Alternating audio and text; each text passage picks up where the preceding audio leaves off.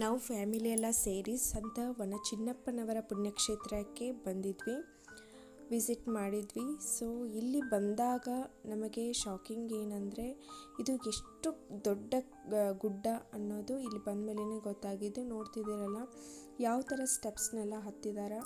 ಆಮೇಲೆ ಯಾವುದೂ ಒಂದು ಕಾಲು ನೋವು ಕೈ ನೋವು ಯಾವುದೇ ಒಂದು ಪರಿಸ್ಥಿತಿಯೊಳಗಿದ್ರೂ ಕೂಡ ಅಲ್ಲಿ ಹೋಗಿ ತುದಿಗೆ ದಾಟಬೇಕು, ಆ ದೇವಸ್ಥಾನದ ಒಳಗಡೆ ಹೋಗಬೇಕು ಅನ್ನೋದು ಪ್ರತಿಯೊಬ್ಬರ ಆಸೆ ಆಗಿರುತ್ತೆ. ಈ ಒಂದು ಕ್ಷೇತ್ರದಲ್ಲಿ ನೋಡ್ತಿದ್ದೀರಲ್ಲ ಯಾವ ಥರ ವ್ಯೂವ್ಸ್, ಎಷ್ಟು ಚೆನ್ನಾಗಿರೋ ವ್ಯೂವ್ಸ್ನ ನಾವು ನೋಡ್ತೀವಿ ಇಲ್ಲಿ.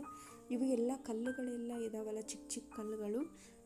ಆ ಕಲ್ಲುಗಳನ್ನು ಸೋಮವಾರ ಸೆಂಟ್ ಪೌಲ್ ಅವರ ದಿನ, ಸೋಮವಾರ ದಿನದಂದು ಪ್ರತಿಯೊಬ್ಬರು ಆ ಕಲ್ಲುಗಳನ್ನು ಶೇಖರಣೆ ಮಾಡಿಕೊಂಡು ಮೇಲ್ಗಡೆ ಹತ್ಕೊಂಡು ಬಂದು ಅಲ್ಲಿ ಒಂದು ಶೇಖರಣೆ ಮಾಡಿ ಅದು ಚೆಂದ ಕಾಣಬೇಕು ಅಥವಾ ಬಂದವರಿಗೆ ಕೂರಲು ಒಂದು ವ್ಯವಸ್ಥೆ ಇರಬೇಕು ಅನ್ನೋ ಒಂದು ದೃಷ್ಟಿಯಿಂದ ಅಲ್ಲೇನು ಮಾಡ್ತಿದ್ರು, ಶೇಖರಣೆ ಮಾಡ್ತಿದ್ರು. ಇದೆಲ್ಲ ಪ್ಲೇಸ್ ತುಂಬ ಖಾಲಿ ಇತ್ತು, ಆಗಿನ ಕಾಲದಲ್ಲಿ ತುಂಬ ಖಾಲಿ ಇತ್ತು.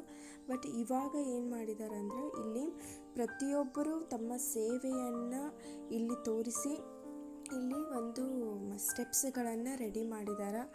ಸೊ ಇದನ್ನು ನಾವು ಕೇಳ್ತೀವಿ. ನೋಡ್ತಿದ್ದೀರಲ್ಲ ಯಾವ ಥರ ಜನರು ಇಲ್ಲಿ ತುದಿಗೆ ಅಂದ್ರೆ ಒಂದು ದೇವಸ್ಥಾನದ ಒಂದು ತುದಿಗೆ ಹೋಗಲು ಎಷ್ಟು ಇಷ್ಟಪಡ್ತಿದ್ದಾರೆ ಅಂದ್ರೆ ಇವರೇ ಸಂತ ಪೌಲರು. ಇವರು ಯಾವ ಥರ ಒಂದು ಆಸೆ ಆಗಿತ್ತಂದ್ರೆ ಇವರು ಒಬ್ಬರು ಸಂತರಾಗಿದ್ದರು. ನೋಡ್ತಿದ್ದಾರಲ್ಲ ನಮ್ಮ ತಾತನೂ ಕೂಡ ಅವರಿಗೋಸ್ಕರ ಅವರ ಭಕ್ತ. ಸೊ ಎಲ್ಲರಿಗೋಸ್ಕರ ಎಲ್ಲರೂ ಚೆನ್ನಾಗಿರಬೇಕು ಅನ್ನೋದಕ್ಕೋಸ್ಕರ ನಮ್ಮ ತಾತನೂ ಕೂಡ ಪ್ರೇಯರ್ ಮಾಡತ್ತಾರ.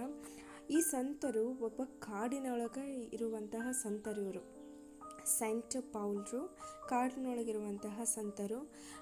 ಇವರಿಗೆ ನಾನು ಕೇಳಿರೋ ಕಥೆಯ ಪ್ರಕಾರ, ನೋಡಿರೋ ಪ್ರಕಾರ ಇವರಿಗೆ ಹುಲಿ, ಸಿಂಹ ಒಂದು ಪ್ರಾಣಿಗಳು ಕೂಡ ಇವರಿಗೆ ಊಟನ ತಂದು ಕೊಡ್ತಿದ್ವು.